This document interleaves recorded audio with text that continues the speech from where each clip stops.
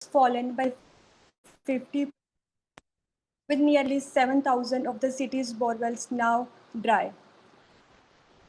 Uh, as of February 28, 2014, the water levels in the Kaveri Basin were at just 39% of its total capacity. Bangalore's heavy reliance on Kaveri water, requiring 2,100 million liters per day, combined with the current water supply challenges, underscore the severity of the situation. So, and as we talk more about the issue and explore potential solutions through today's session, I will now be welcoming our speakers. The speakers are Shreya Nath, Managing Partner, Well Labs; Karthik Sishan, Senior Manager, Janagara; Dr. V. Swan, Research Officer, Vasan, India; Rashmi Kulranjan, Hydrologist, Well Labs. Now, Meghna, one of the founders of South Asia Young Women in Water, will take forward the discussion. Meghna. Thank you, Priyanka, and thank you for introducing all of us. Without further ado, let's straight away jump on the agenda of understanding the problem in reality. And my first question is going to be Dr. Swaran. Dr. Swaran, as a water expert residing outside of Bangalore and having spent less than 72 hours in the city, yet this summer you took a keen interest in the water scarcity issue in the city. So how would you define the problem as, and what sources did you refer to arrive at this understanding of what exactly the problem is? Okay, thank you, Priyanka and Meghna. So first things first, please refrain from using doctor. So I have read that mail, so it sounds very awkward. So I can't treat any of these issues or any other disease. So yeah. So as Meghna said, like I have, yeah, cumulatively, if you add like 3-4 days I have spent in my lifetime till now in Bangalore. So I must be the least qualified to speak about this water crisis. But yeah, my field work related to that, I have spent time around the Bangalore region, primarily near the Rayalaseema belt. So while doing my field work was happening parallelly, just like 160 kilometers from Bangalore, which is a place called Kadri, where we partners with Well Labs also. We are jointly working in a project there. So the issue is that in Bangalore, the population density is so high. So, and then we just take a look at this Google trends in the behind my. So as you can see, my background image is a Google trend or Google search for the past 5 years. So we have 3 or 2 El Nino years back to back, and this year is going to be a La Nina year. So, but only in this summer that we got to have this large search about this term Bengaluru water. Not even crisis I have had, just Bengaluru water. Forget crisis. So why is it that only at this point of time that there is so much interest in Google on Bengaluru water? So my understanding is very limited, but from a perspective that I have seen, it's not about the availability of water, which is of course related to the monsoon and other things, but I have seen that people with far less water endowed region managing their resources, but with a high community engagement.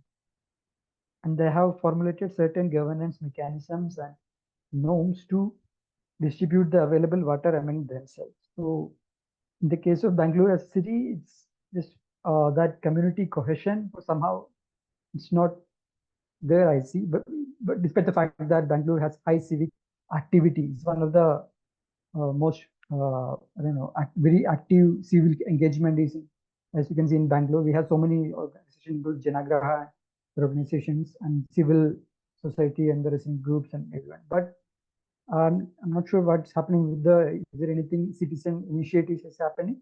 We have a lot of not-for-profits working on this issue, but citizens taking onus on themselves and working on this, I haven't seen. So that would be my first comment. And then you can see the water crisis, as I'm talking from my field experience from Rayalaseema. So there it's like 200 to 400 millimeters of rainfall, and then it's been like that with it's the parched area outside the Thar Desert. So there people have devised certain mechanisms and arrangements to utilize the water they have, which is a recent development, let's say, despite the large bore wells and the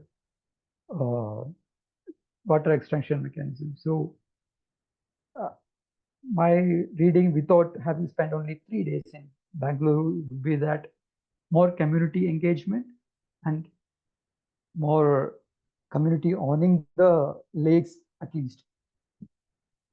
That would be maybe the first step. So I'll stop at that. Great, that was wonderful to know, Swaran. And moving to a more local perspective, I'll now go to Karthik. Um, Karthik, do you think the issue was as grave as it was portrayed in the national media, or was it blown out of proportion to serve any vested agenda, or whether there were any political intent undercurrents? I'd like to know a more local perspective of the problem.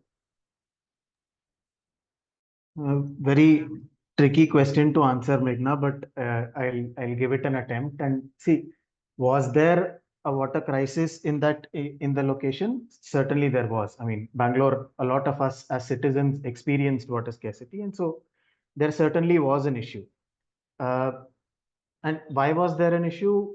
One is, of course, Bangalore. All of Bangalore, in the way it exists today, does not have widespread water servicing, right? By the Kaveri water supply that you spoke about in the introduction, Priyanka spoke about, does not exist across various locations, especially the suburban areas. And hence, there is a heavy dependence on groundwater. So because there is a heavy dependence on groundwater depletion has happened, over extraction of groundwater has led to a significant drop in water tables, over the years. And because the city relies heavily on these two reservoirs, the KRS Dam and the Kabini Reservoir, these reservoirs are also heavily dependent on rainfall. And this year happened to be the longest dry spell in Bangalore for the last possibly 5 decades, from the early 1960s, from what we have read. And so, yes, there was an issue. In a lot of these suburban areas, there is a heavy dependence on the tanker economy as well, which is largely unregulated. It's largely mismanaged to the extent that the pricing is completely out of control, often artificially, escalated. It reached a level that this year the Karnataka government actually took over all operations of private tankers earlier this year, with the idea that they'll control the water trafficking, the artificial price rise. But as with many other big cities, the water tanker mafia is a reality. It exists, it works, and it often has political backing. So this year, was it directly led by political interests? Was it led to generate voter apathy of some kind? Is open for discussion. I would not be able to give a definite answer to that. But the reality is that various locations of the city did experience water scarcity. In terms of coverage also, media coverage also, the water crisis in various parts of the country is often politicized. I mean, various political parties blame each other for mismanagement, rightly so on most occasions. And media coverage can sometimes reflect these political battles, right, with narratives shaped by the interests of various stakeholders.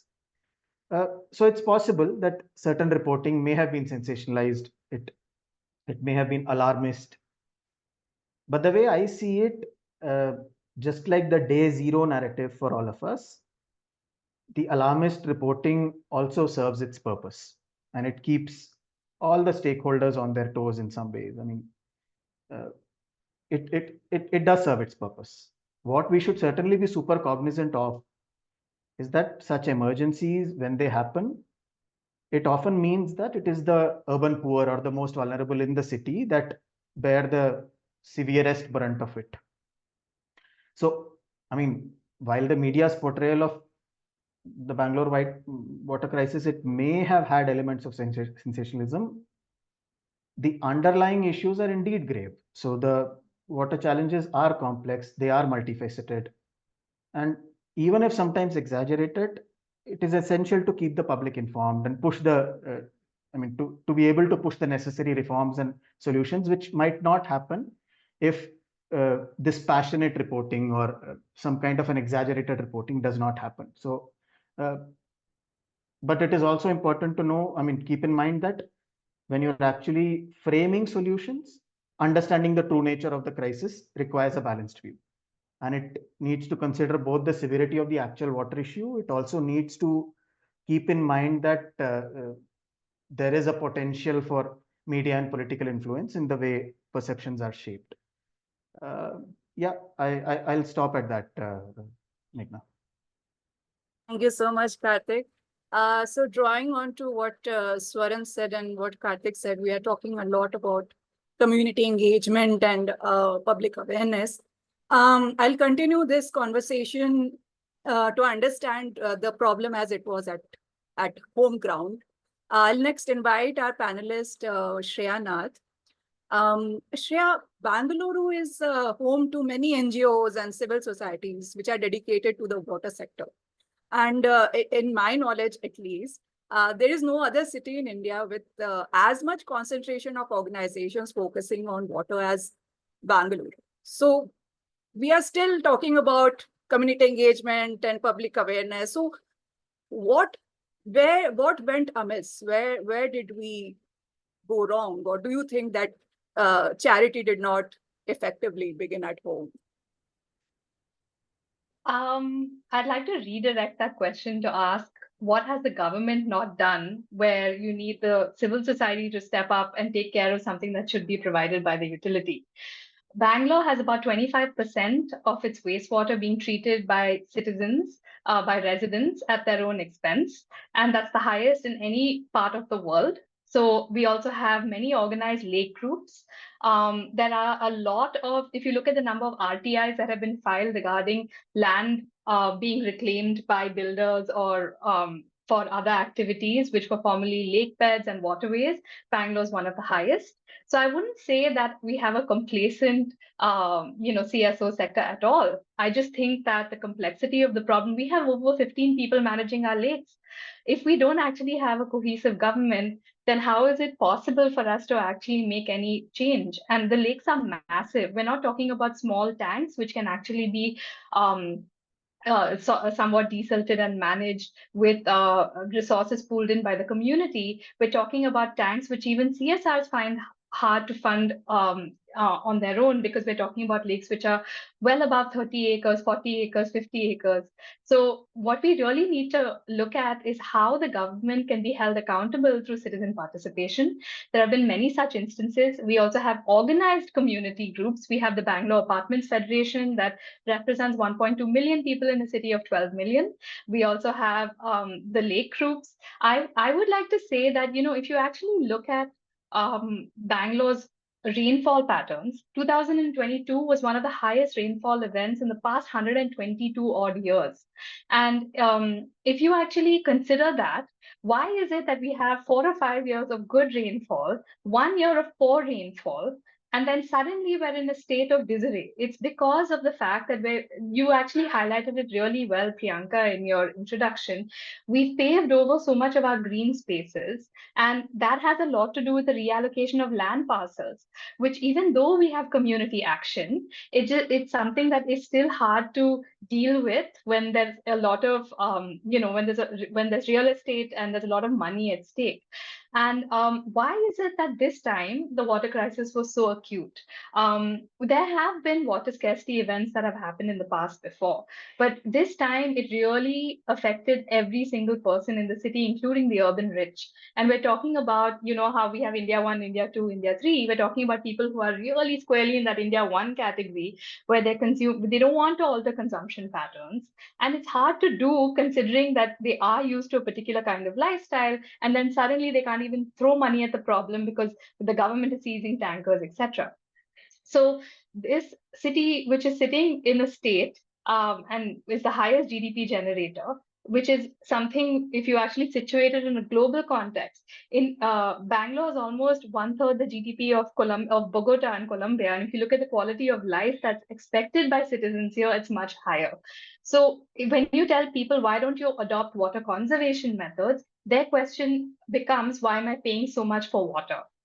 So, and even though they're not paying much for water to the utility, they're paying a lot in water maintenance fees to their RWAs. This was not a Kaveri water crisis. Kaveri supply remained constant. It was a groundwater crisis.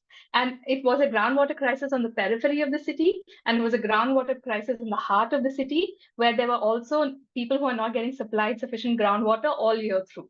So, yeah, I think it's the confluence of many things, but I don't think holding the CSO sector or holding citizens alone is sufficient, accountable is sufficient. We really need to look at where the maximum amount of spending happens with water, who has the maximum jurisdiction over these areas, and that is the government. And Bangalore has an organized citizenry, especially when it comes to lakes, especially when it comes to sewage treatment.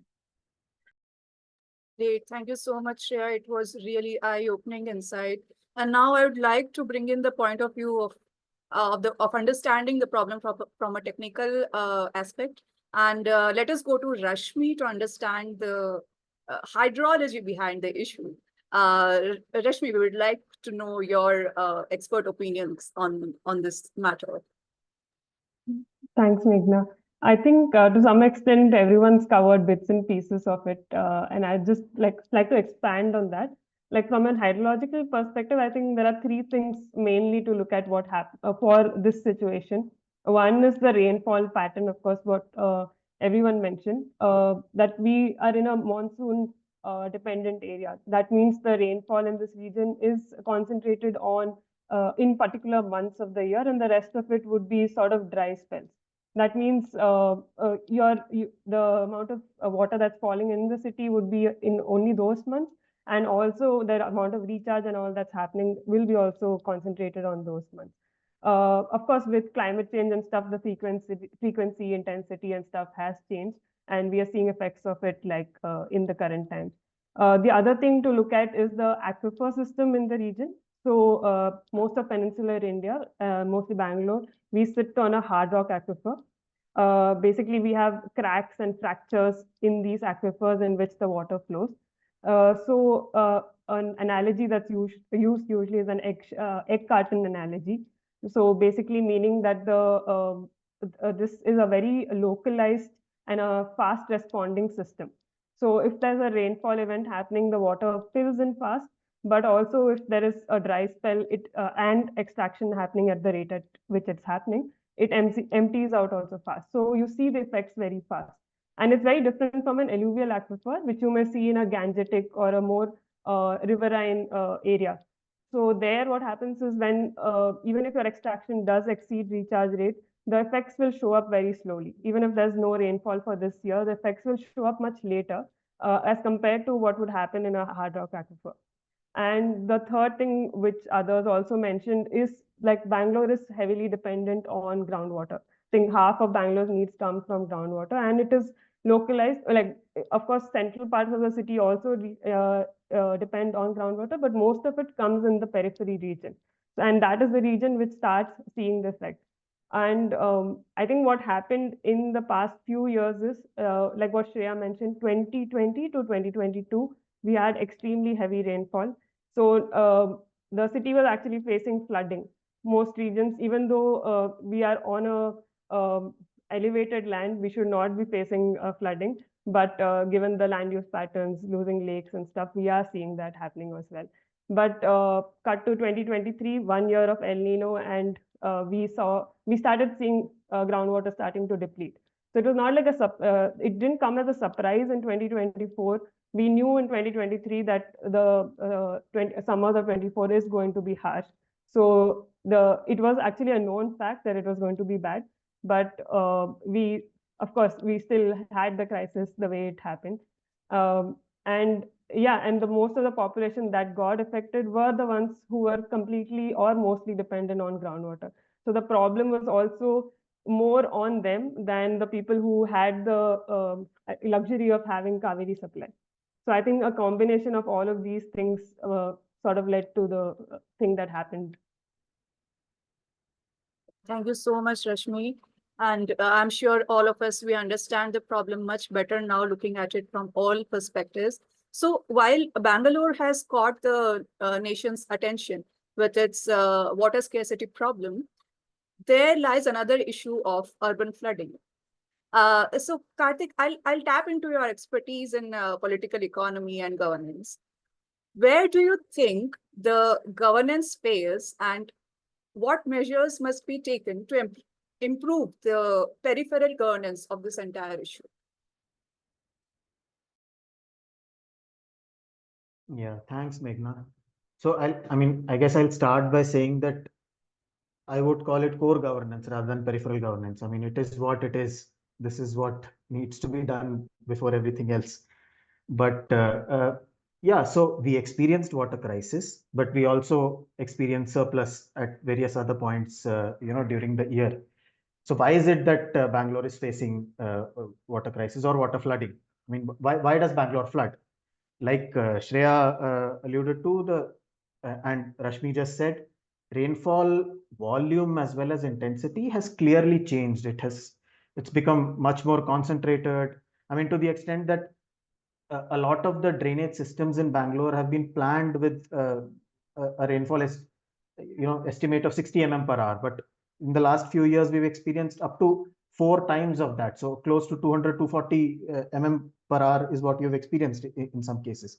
So we are not, our drainage systems are not designed to take the kind of rains that we are experiencing. So climate change clearly has played a role. And do we have planned construction to face this kind of change? No, we don't. There is encroachment on existing drainage channels. There are new developments on water bodies, high risk zones, the lakes, wetlands. All of them experience a lot of unplanned, development. There is certainly poor maintenance of even the existing drainage networks and drainage bodies. But see, a lot of these are issues, but the underlying root causes are inherently systemic in nature, and addressing these root causes won't just solve for flooding, but it will potentially plug these water management gaps that we speak about, and in turn solve for probably the water scarcity crisis as well. So what are these underlying causes? Right? Spatial planning clearly is one. Municipal capacities and resources that they have is another. Shreya spoke about the need for community participation. So decentralized governance, is it actually happening? Do we have citizen groups playing a role in how the government actually takes decisions? It should happen much better. It's not. So ward level citizen participation is something that is very critical to solve for these issues. Shreya briefly spoke about, I think, fragmentation of responsibilities also, right? It's lakes especially. So constructing drainage infrastructure sits with what is called the BBMP in Bangalore, the Brod Bengaluru Mahanagar Palike, whereas the managing of storm water in those drains is held by BWSSB. And on top of that, lake management is also fragmented. BBMP, BDA, the Karnataka Forest Department, the Lake Development Authority, and even Bangalore Metro manages a lot of these lakes. So the extent of fragmentation in the remits of civic agencies is huge, and the role of local governance bodies and citizen participations becomes even more significant in this case to solve for this kind of fragmentation that happens. So if we are able to mandate formation and ensure functioning of ward committees, I think to a large extent it will provide not just a platform for citizens to hold these civic agencies accountable, but it will also act as a platform for a lot of these agencies to come together, to converge for a common goal.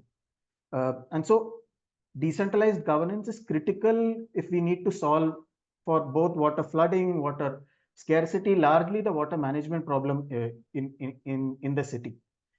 There are some steps that have been taken. Bangalore has come up with the Bangalore Climate Action and Resilience Plan.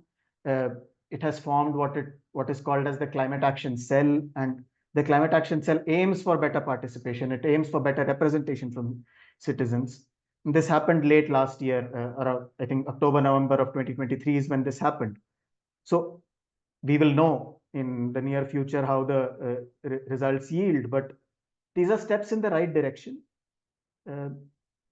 The need for decentralized participation, the need for ward committees to play their role is critical, I feel. And I think we could do much better than what we are doing right now.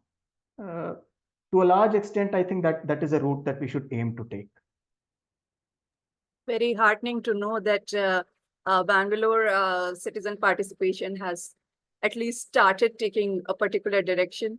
And now let's zoom out and cater to the real agenda of this webinar series, which is exploring learning opportunities from each other. Shreya, because you spoke about how, how it's not that only the civic society that has failed, but it is also the governance that has failed. What I feel is that there is a lot of scope for both of them to explore opportunities to work together, which Karthik also shed light upon right now. So what would you recommend, not just to Bengaluru, but also to many cities facing similar issues across South Asia regarding community engagement in managing water resources effectively? And also I would want to know, how do you see, how do the youth and gender inclusion plays a key role in ensuring improved water management in South Asian cities? So I think Karthik covered a lot of points with regards to how, governance can be sort of improved. But I think while we need a decentralized approach, I also think the buck needs to stop with somebody at the centralized level. So we don't really have somebody who all the problems can be taken to, and the buck stops with them. They have to actually be the ones who solve it. We still have fragmented authorities that are solving all of these different problems. At the community level, I think that Bangalore has almost stumbled into citizen participation when it comes to things like sewage treatment. And the reason why I'm talking about this is I think this is truly unique in the world. And right now we're standing at sort of like a tipping point where in the apartments that were facing maximum water scarcity, which were all located on the periphery of the city, if you actually drive to the outskirts of the city, you will notice that there's lots and lots of high rises, mostly residential and some commercial. And all of these buildings were really facing the most acute scarcity. And they were also sitting on these gold mines, which were STPs, sewage treatment plants, which is really unique in its Bangalore's taken this approach because of lake as a response to lake pollution. I wish that we wouldn't have these knee-jerk reactions, because what happened is the Central Pollution Control Board actually mandated that the State Pollution Control Board pushes BWSSB to reuse more wastewater, as well as get apartments to ensure that they have these decentralized sewage treatment plants. There weren't enough feasibility studies done at the time when the mandate was pushed, and that could have been a really nice push and pull from both the citizens as well as the government, where they introduced it in phases, saw what needs to be ironed out, saw what needs to be changed, what scale works, how much should they actually be giving in the way of subsidies or incentives, but none of that was done. So now what we have is we have around 3,000 decentralized sewage treatment plants, and these are located in the same areas with water scarcity. These communities could be largely self-sufficient. Yes, they would still need to import water for potable uses and maybe even for hygienic wash, but I'm talking about for showering. But for the rest of the things like laundry and washing their apartments, etc., they could very well use this water, and then that would lower the amount of burden on the utility to actually make sure that they're supplying water and on groundwater. So what can other places learn from Bangalore? I think number one is making data sets transparent, especially when it comes to natural waterways and water bodies. Because I think what happened is the RTI was introduced much later, and a lot of the water bodies were already lost. Like Priyanka said in the beginning, we actually were known as the city actually of 1,000 lakes, and now we only have, I think, around, Rashmi, correct me if I'm wrong, but I think around 192 lakes or so in the city. So we've already lost, around 80% of our lakes.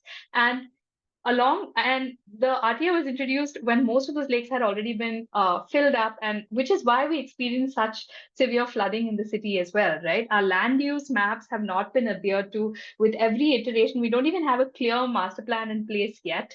We've had some kind of drone survey done, but it's still not put together. And I think there has to be some kind of coordination at every stage whenever any measure is taken to promote either water conservation. Now they want to introduce mandatory water metering at the household level. I hope that this is actually done in consultation with residents so that there is some understanding of how challenging that is to do retrospectively, so that it's actually something that people do rather than feel like, people should not feel like there's always like a stick, and rather they see the actual benefits of actually taking up that intervention. So data transparency, ensuring that there's studies done along with community, and then also allowing there to be, and Karthik, you stressed this point already, which is an active dialogue. You need to have citizen groups organized in large enough numbers where they actually have a say in setting government policy. For the first time, I think we've been very closely working with the Bangalore Apartments Federation. We've seen them move policy very recently when it comes to wastewater. So we're seeing that slowly happening, but it has been almost a 10-year journey for them to get to here. We've seen an opposite story happening with lakes, where formalized lake groups were very much considered sort of the guardians or custodians of the lake once the BBMP had done the fencing, etc. Now that's actually had a revision. So there's a lot of back and forth going on, but really we just need one central authority to sign off on this, regardless of all of the other entities. And I think that'll make a huge difference, while we also have a decentralized approach empowering ward communities. So yeah.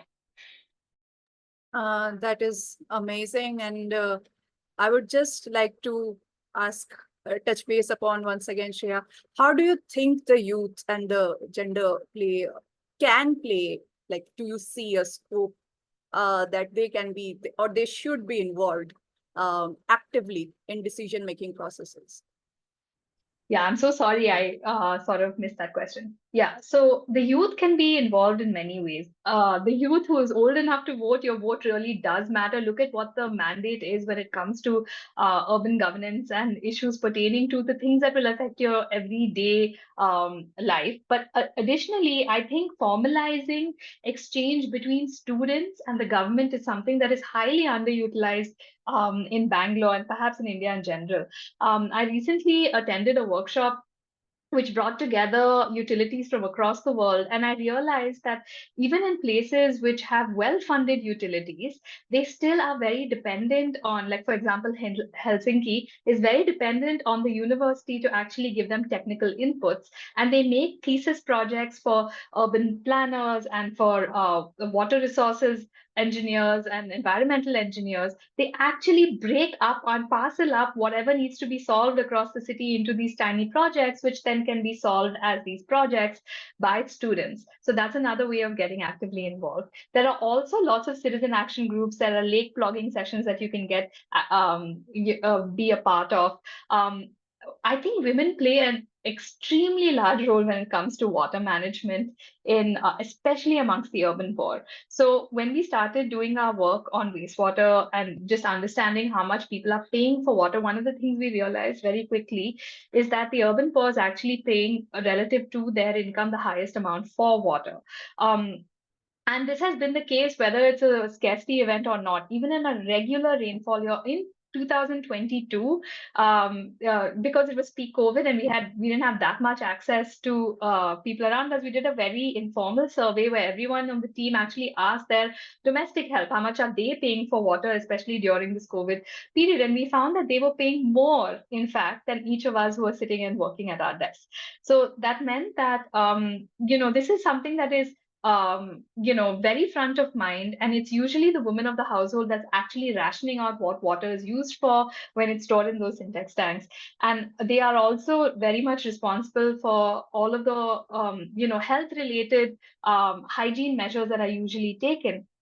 I think something that could really, and another role women really play. I mean, it's sort of like a local term that's used, but they're very lovingly called the matriarchs of Bangalore lakes. So Bangalore has these lake groups, and there are lots of women that are actually in charge of these lake groups, taking care of the lake groups.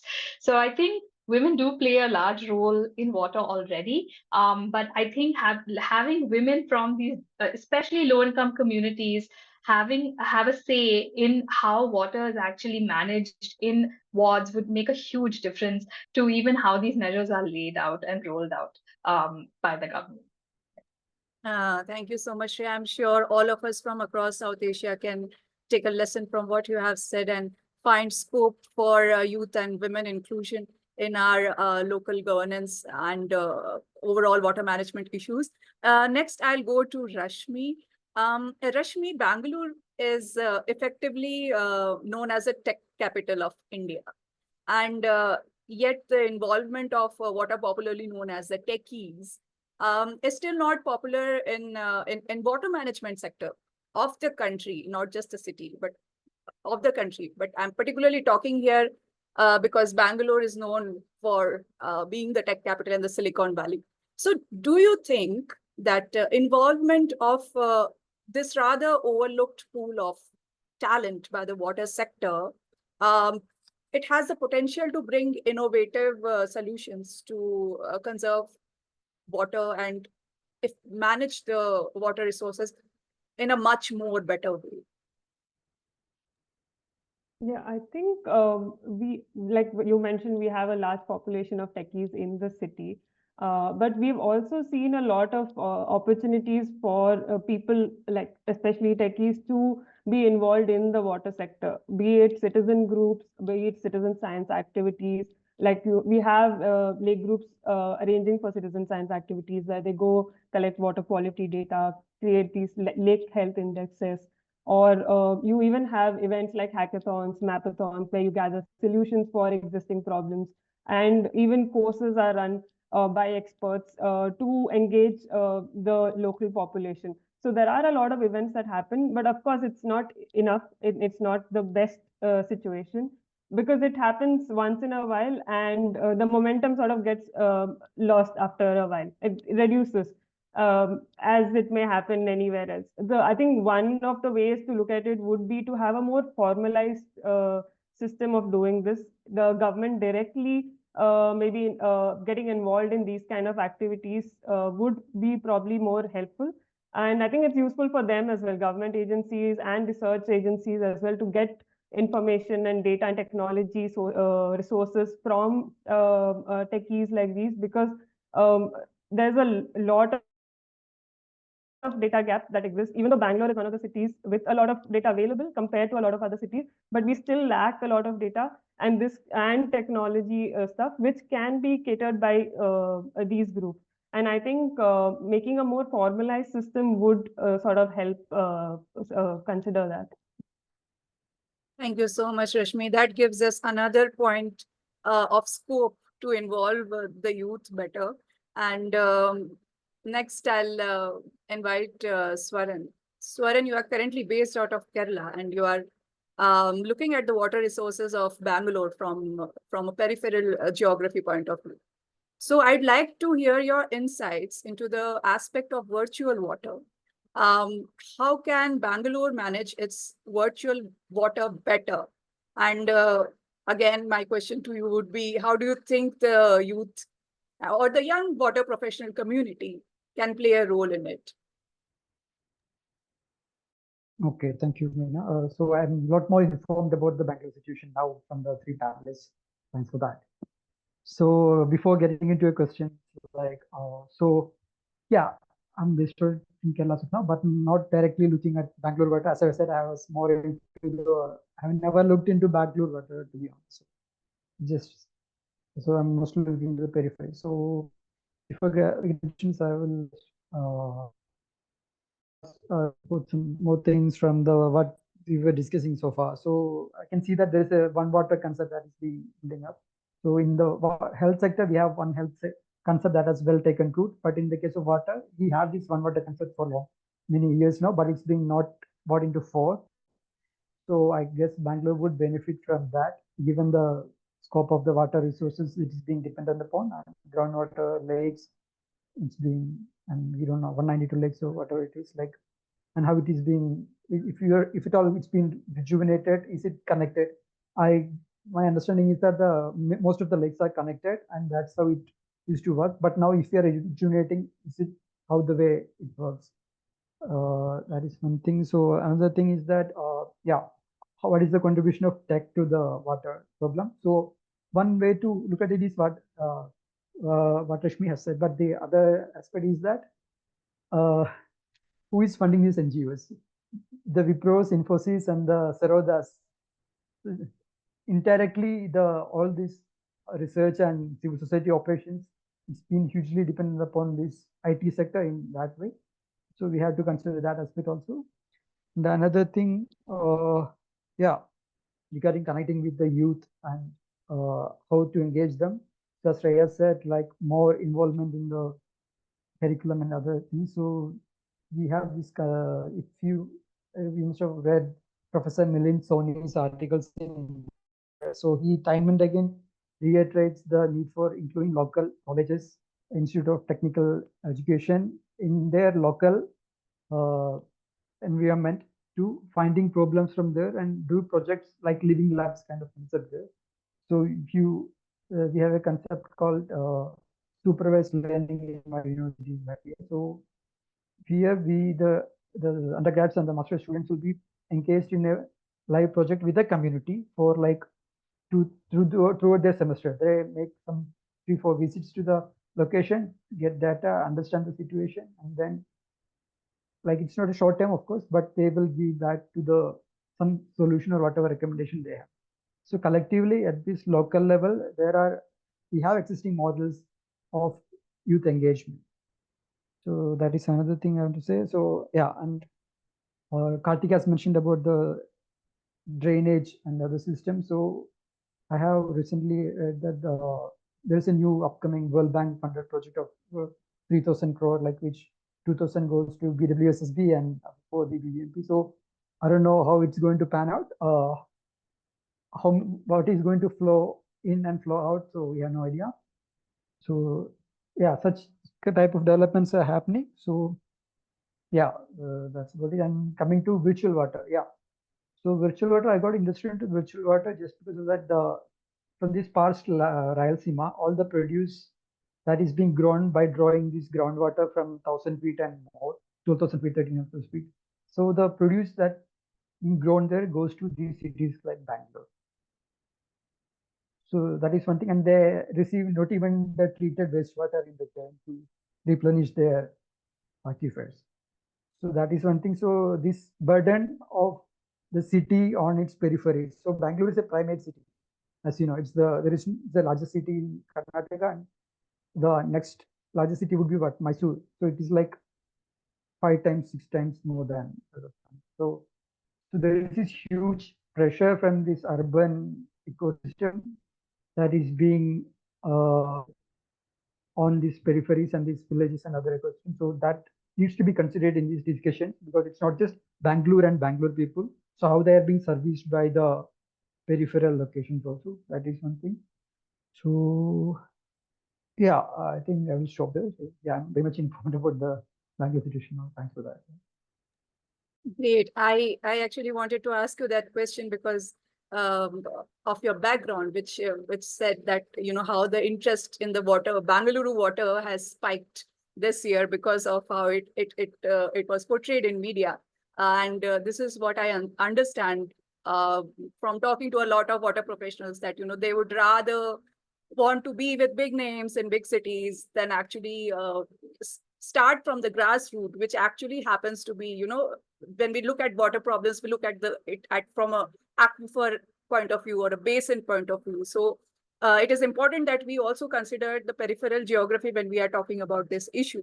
And I'm so glad that you cleared it out. how it has an important impact. So with this, I think we have got a good understanding of the problem and a lot of solutions in place. And I would like to invite everybody who is there, even the panelists are invited to, if you have any questions to ask from each other. And of course, the participants, please feel free to ask questions to our panelists. If you want to start a video and ask question directly, you can raise your hand up, or otherwise you can always use the chat feature. Anything is welcome. So we'll start the question and answer session now, and we just have 5 more minutes to end it with. So yes, any questions?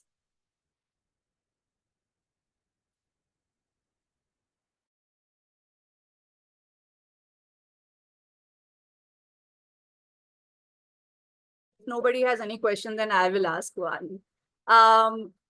Because in the preparation of this webinar, we were talking with all my colleagues.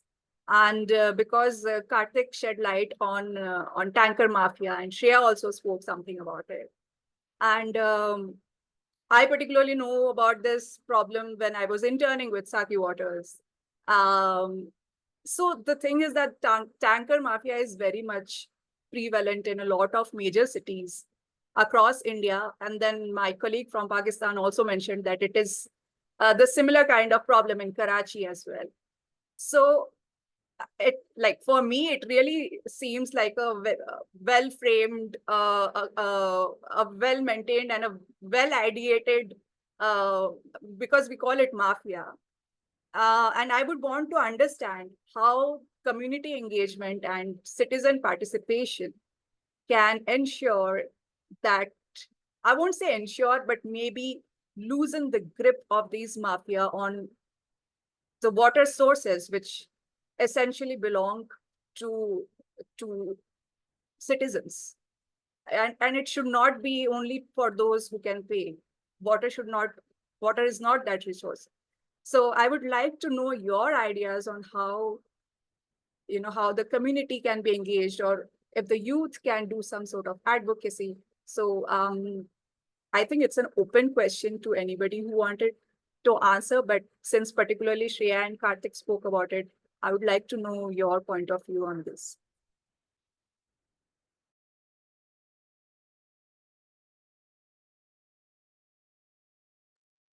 I think this is a particularly hard problem to solve, because if you look at the people who run the tanker mafias, they're extremely powerful and have they own huge numbers of tankers. And I think citizen action can help by appealing to the BWSSP, but really their role will then become to regulate the market. And then we have to look at what does regulation actually mean in that market.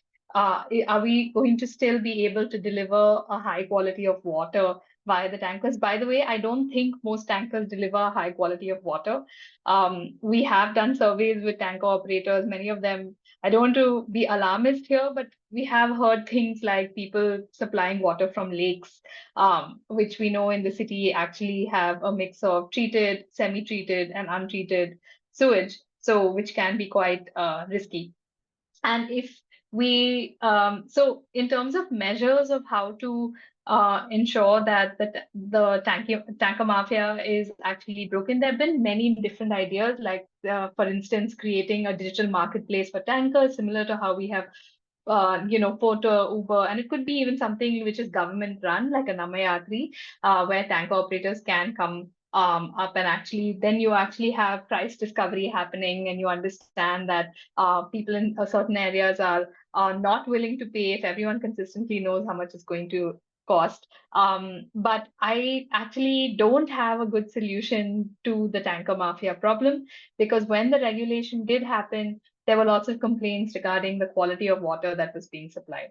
So I think it's quite a challenge, and I think it's going to be a little bit of a learning curve. I also completely align with Shreya on the fact that this is really a wicked problem to solve. And I mean, there are so many externalities, so many complex actors here that solutions are difficult to find. But let me say, and let me go back to, I mean, the first, your first set of questions, and where the CSO responsibility question was posed to Shreya, right? And when she said, as much as the civil society has a role to play, it is ultimately the state's responsibility to, ensure provisioning of services, as well as ensure that the laws of the land are enforced well. While the Samaj, Sarkar, and Bazaar, all three have a role to play, the state is the state, and the state somehow happens to be in power. And so the state has a role to play in ensuring that the mafia and the political connects does not continue to operate the way that it does. But I would also say, I mean, in terms of in the larger picture, how is it that you can make the tanker mafia irrelevant? You can make it irrelevant by improving your public water infrastructure. You can make it irrelevant by ensuring that the places which are meant to be providing water actually do that. I mean, that is the only way to solve it. Otherwise, the weaknesses of a system are always plugged by actors with, I mean, motives to take advantage of that situation. So that's the only way I see. Otherwise, we'll have to live with this till we live with it, and probably the state will come in like it did earlier this year. But then again, it will lead to the kind of problems that Shreya just spoke about. And we also heard that despite the state coming in, the prices did not reduce. A lot of areas continued to do what it was meant to solve for. So this is, I mean, it is a wicked problem. Yeah. Thank you so much, Shreya and Karthik. I'll next, I see some hands being raised. Hamna, can you please unmute yourself and ask your question? Yeah, thanks, Meghna, for giving me the opportunity. So, hi, everyone. I'm Hamna from Pakistan, Karachi, basically. And when there's a talk about tanker mafia, I feel inclined to give my opinion because Karachi faces the similar issues as Bengaluru does. And I think the problem with tanker mafia and making them irrelevant is, see, Bengaluru and Karachi are both big cities, and they're both going through problems of governance, basically. The water problems and water scarcity issues in both cities are more of governance related, right? And it's not that we lack in any resources, any water related resources. It's more of a governance issue. So if the government and government is basically the one to blame right here. So if that governance issue is not solved, and water is something that's like really needed in everyday use and everything, and it's something that you cannot really live without. So if the government is not taking any initiative to solve this problem, then I don't think citizens have much power to make the tanker mafias irrelevant, because they, in the end, these are the people who need water. And so if the government is not doing anything, it's not a problem that can be solved by citizens, at least in my opinion, because people need water, and that's a weak point that they play on. So yeah, it's something that I don't think the citizens can solve, because making them irrelevant would be a state job. And if the state is not doing its job, then yeah, it was just my 2 cents. Yeah, thank you so much, Hamna. That's, I think that was mostly what Karthik also covered. Yes, there are vested interest in place because clearly, you cannot run an organized mafia and of such a level in so many cities across South Asia without certain people having their interest in place. So thank you so much, Hamna. You can, if you want, you can put down your hand. Let's go to Kaushal next. Kaushal, would you unmute yourself and ask your question, please? Yeah, thank you, Meghna. Can you hear me? Yeah, so thank you very much for this insightful webinar. I'm Kaushal Chapakai from IWA YWB Nepal. And being from an academic background, my question is more related to urban flooding issues.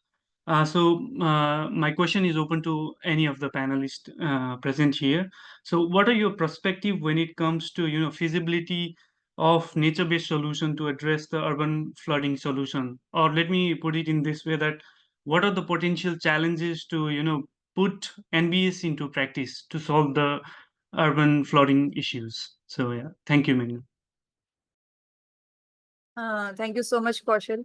I think Karthik has touched base upon urban flooding and Shreya has spoken about community engagement. So I think we would like to hear from both of you. If you would like to answer this question, please.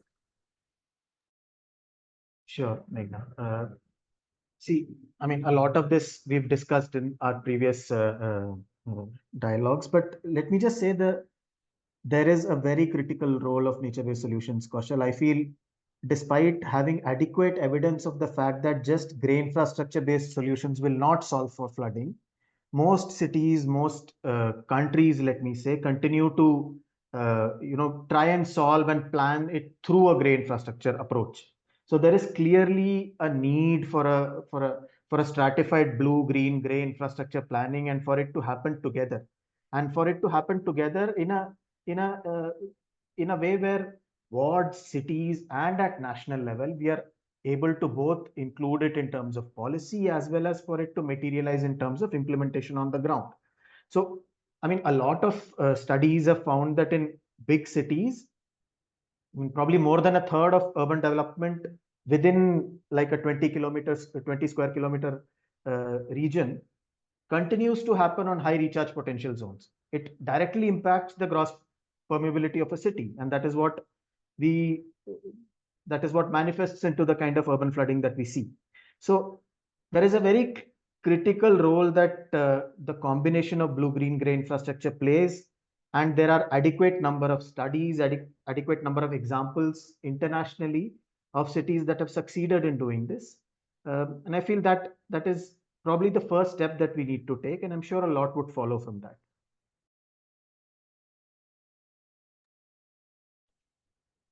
Yeah, I think nature-based solutions play a huge role, but I think having a level of realism as to how much of the flooding problem they can solve is also really important. And we've seen this to be really the case when we're looking at nature-based solutions being implemented at scale in places like Tamil Nadu, where there have been a few pilot projects and they haven't really delivered the promise that they thought they were going to get. And that's because the promise in the first place was not the right promise. What we need is a set of hydrological heuristics for different kinds of aquifer typologies for us to actually identify how much is that nature-based solution actually capable of taking care of the flooding problem. So in the case of Bangalore, where we actually have a hard rock aquifer, what we really need to do is create places where we can store and hold water. Not if we just create a bunch of permeable surfaces, we're really not going to be solving much of the problem because it's pouring down buckets of rain, right? It's not like a gentle drizzle that we're used to. So while I think nature-based solutions play a huge role, I think it has to be done in conjunction with grey infrastructure. And if you look at a lot of our grey infrastructure solutions, which were previously nature-based, I mean, I can't tell you the level of anxiety I feel every single day when I drive past the stormwater channel that was actually completely, it was a natural surface and now is being concretized. And the reason that that's actually being done is this is where society can and civil society can play a really big role, is because the stormwater channel, which was doing fine in actually ferrying rainwater to the lake, it suddenly became a dumping ground for garbage that was not collected. So now the reason why they're actually erecting these huge, really 6.5 or 8 foot high concrete walls is not because you can hold the water in the channel, because it never really reaches that height. It's just so that the bags can't be chucked over the fence into the stormwater drain. So when we look at nature-based solutions in the Indian context, we also need to look at behavior change being a huge part of this, because nature-based solutions, what they are, they're very low in capex, but they're very high in operational costs. And that's one of the reasons that they are failing even in places where they previously weren't. And I think we have many good examples. China has 31 sponge cities, and they've been proven to actually at least reduce the peak flood events, but we've seen a huge disparity in the way they're actually implemented across the different cities. And we know that they're failing because they don't have an operation and maintenance budget. So I think these are things that we have to take into account when we look at nature-based solutions. But to your point, managed aquifer recharge is very important to actually prevent flooding, and holding the water is important. Thank you so much, Shreya and Karthik. I hope, Kaushal, they were able to answer your questions. Thank you so much. Yeah, And definitely. great. And since Shreya touched base upon behavior change, and that's like a completely that's a topic of its own, which needs a webinar of its own, to be very honest. Because when we talk about water management, I really feel that behavior change goes hand in hand. Next, we'll go to Konkonika. Konkonika, please unmute yourself and ask the question. Hi, thank you so much for this webinar. Congratulations for the first one. Looking forward to many more, and thanks to all the panelists. I wanted to touch upon this part about accountable water utilities, right? In various countries, they have tried different ways to do that. Citizen report cards, etc. In India, also we have service level benchmarks, but it's done in a. I'm not sure if it is a very regular process. So this is a question to all of you. If you think that could be a way to get some accountability from the water utilities, and if yes, should the government be doing it, or a third party be a better way to go about, or citizens, right? So your views on that. Thank you. Thank you, Konkonika. It's very interesting question.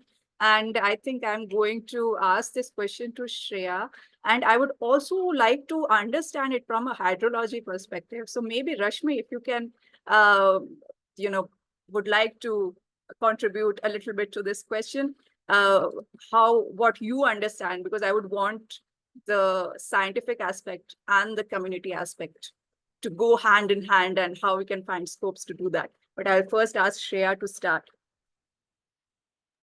Do you mind if I redirect this to Rashmi? And I'd like Rashmi to talk a little bit about why Bangalore's utility is constantly in deficit because of its unique positioning in the hydrogeological lens. Sure. Rashmi, floor is yours. Yes, thanks, Shreya. So I think what Shreya was mentioning is what's happening in Bangalore is unlike many other cities, which is usually close to a water source, we are not. We are at an elevation. The city is at an elevation, and there's no close by water source other than the lakes.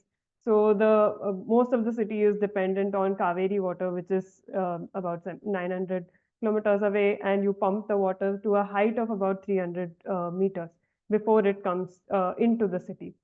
So there is a lot of resources that go into bringing that water from such a large distance, which is one of the reasons why the Water Supply Board is constantly in a depth, because they also supply it at a very minimal amount of cost. It doesn't compare to the actual cost of bringing in the pumping charges, the electricity cost and stuff. It doesn't really account for that. It is very, very subsidized. And people actually don't realize that they get Kaveri water at such a subsidized rate.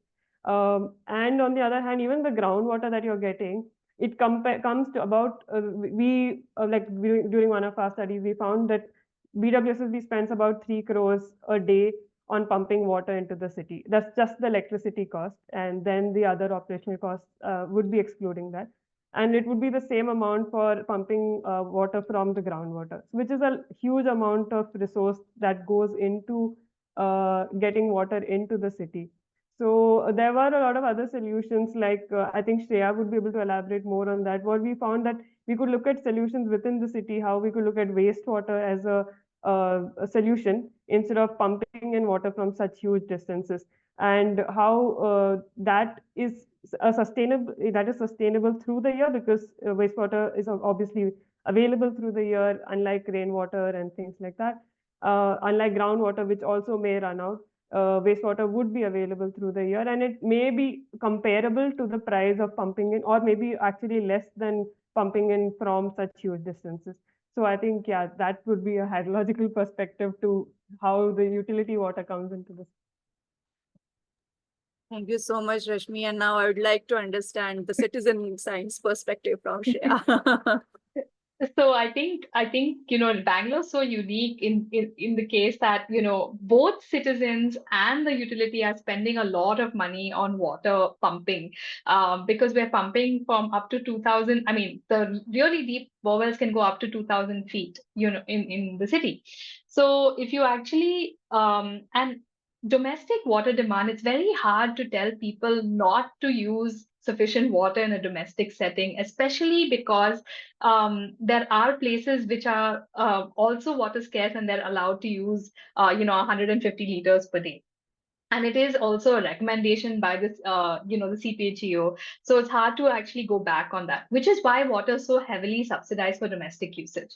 Where it can become really interesting and where the utility can really gain, some amount of revenue, in my opinion, is to really look at how it can regulate commercial usage of groundwater, which is happening at a rate which is much higher than we actually fully understand. And it's really hard to do because it's hard to monitor bore wells. But here is where using science could become very interesting. So making that data available to the CSO sector. For example, I know this is a project that we really had been wanting to do at Well Labs, which is trying to understand which are the parts of the city which are seeing declining groundwater levels, and some decline you can actually understand because of high density of housing, etc. But there are also commercial areas where technically it could be at a lower point, and you'd expect the aquifer to somewhat follow a similar pattern. And why is it that that has low groundwater levels? It's probably because it's either a site for commercial water usage or tankers are actually going and pumping out water from there. And having some kind of accountability and tariffs in place for groundwater usage by commercial entities could become a good source of revenue. And also, I think a progressive water pricing system. The band is way the bands are really, really liberal, I would say. And you can consume 200 liters per day, and you can consume 100 liters per day, and you're paying approximately the same rate. And there has to be more, there has to be a tightening of the bands, and you have to actually pay much more if you're actually crossing a certain level. Water metering is going to be one way that they're actually able to monitor people who are consuming more than the daily average that's recommended. So there are measures which are coming into place, but I think groundwater monitoring could be one key area as well. I hope, Konkanika, the question was answered to your satisfaction. Thank you so much. Thank you both. Thank you. And the questions that were asked, they actually bring up a lot of questions that I want to ask, but then we are running short on time and we have already exceeded our time. So I would just like to take this opportunity to thank our panelists and thank all our participants. And I would like Priyanka to give the vote of thanks now. Priyanka, all yours.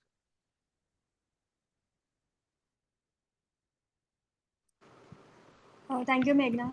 So, as we come to the close of today's webinar on Bangalore water crisis, I would like to extend my heartfelt thanks to all the participants for their time, attention, and valuable contributions.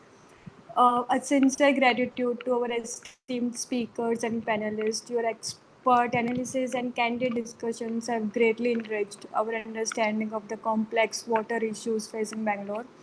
Thank you for sharing your knowledge and for inspiring us with innovative solutions. As we conclude, I would like to take a moment to highlight the South Asia Young Women in Water initiative. As I mentioned in the beginning, it is dedicated to empowering young women in the water sector across South Asia, fostering leadership, innovation, and collaboration.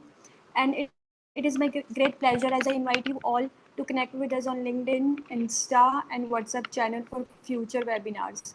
Please feel free to check out our website and drop us a message. We will be very happy to get connected to you. Also, for any query, please free to contact us. Thank you, and we will see you next time for our webinar on Kathmandu on 13th of August. The details for which will be shared with you. Thank you so much.